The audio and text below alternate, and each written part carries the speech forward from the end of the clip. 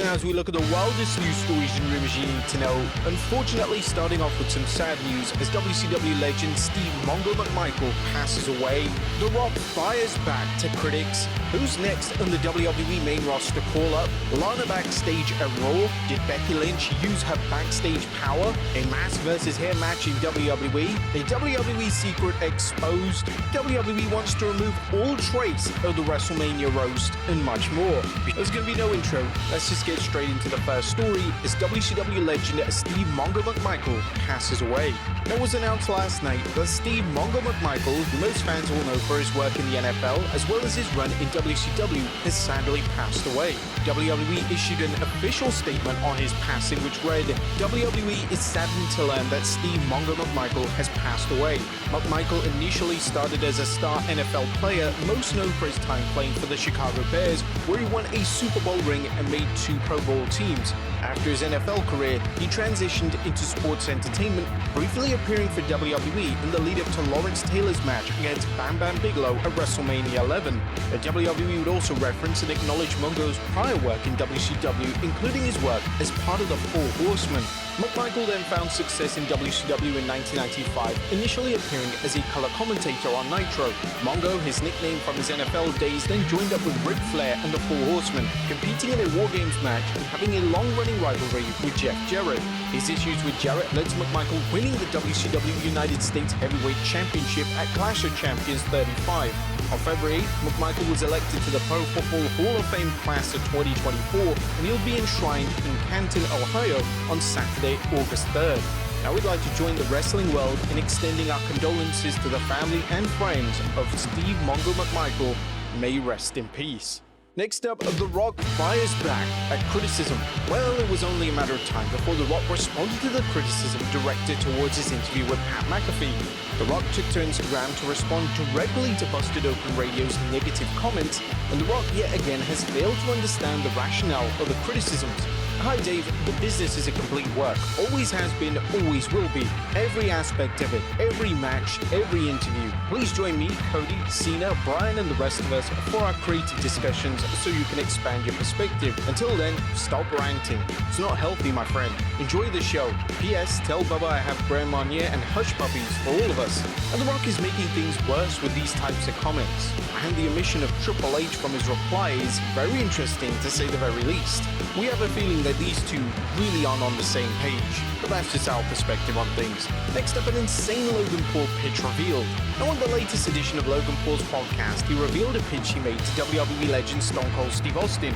According to the former US champion, he pitched for Austin to dress up as a prime bottle for a total of $1 million. Naturally, Austin turned the stupid offer down. We offered Steve $1 million to be in the prime bottle. He didn't do it. Oh, he's not the guy. I don't care what the number is. He's not getting in that bottle. I don't think he even considered it for a second. The WWE Universe would kill it. Imagine it. He face revealed the prime bottle. Now, it's unclear when exactly this would have taken place, but it's possible it would have been at WrestleMania 41. The majority of Logan's prior WrestleMania spots have featured a cameo from someone in the prime bottle costume, and this year was the exception to that tradition. Austin is the type of talent that is extremely protective over his image, and this is simply something that he would never do in a million years. Next up, who's the next WWE main roster call-up? Could we now know the next main roster call-up from NXT? Well, according to Corey Hayes of Body Slam over on X, Tony D'Angelo's name has been thrown around within WWE as someone who could be called up to Raw or SmackDown. D'Angelo is a name that's been with NXT since they launched the 2.0 era, and it's definitely time he was called up.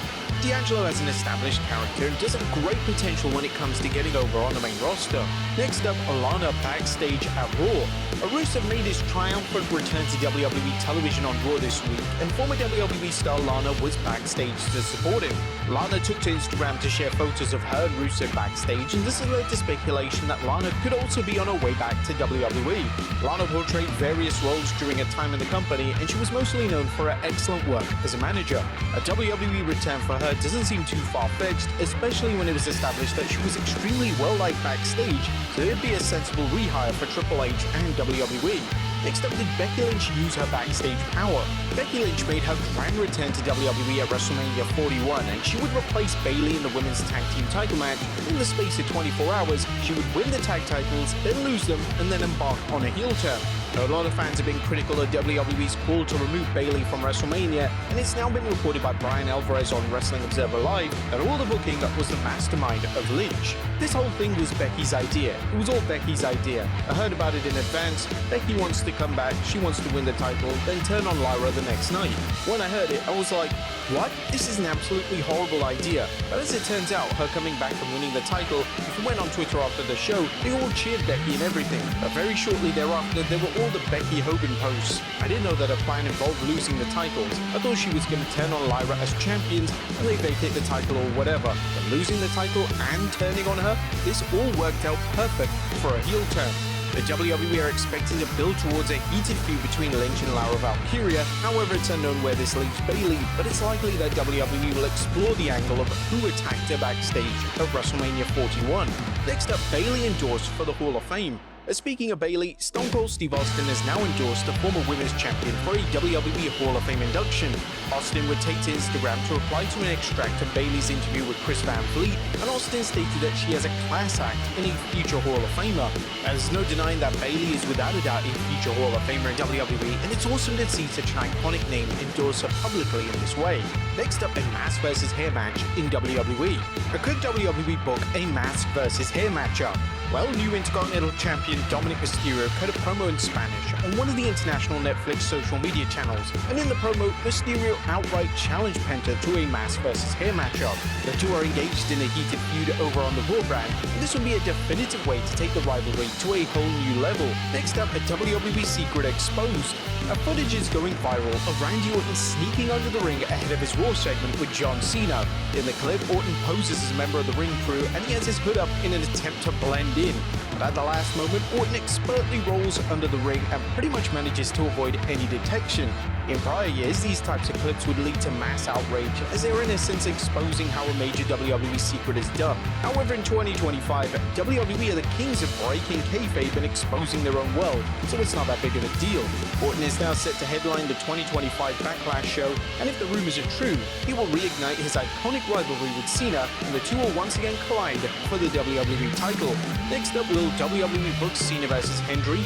Joe Hendry has been pushing for a match versus John Cena for some time. With Hendry being on the WrestleMania card, and with Cena now being a heel, it seems like a distinct possibility that they could book the match. According to the TNA World Champion during an appearance on the Ariel Helwani show, a music star has reached out to him to be in his corner for the match, and this will help combat any interference from Travis Scott. You know the match I'm going for, and it just now makes more sense than ever. And this is all I'm gonna say. John Cena's got Travis Scott in his corner. Can you imagine if a huge star in music just reached out to Joe Hendry? Someone in the same ballpark as Travis Scott reached out and said they might want to start backing me? Hendry has evidently given this a lot of thought, and the idea of the match happening in WWE is wild, but what if it occurred on a TNA show?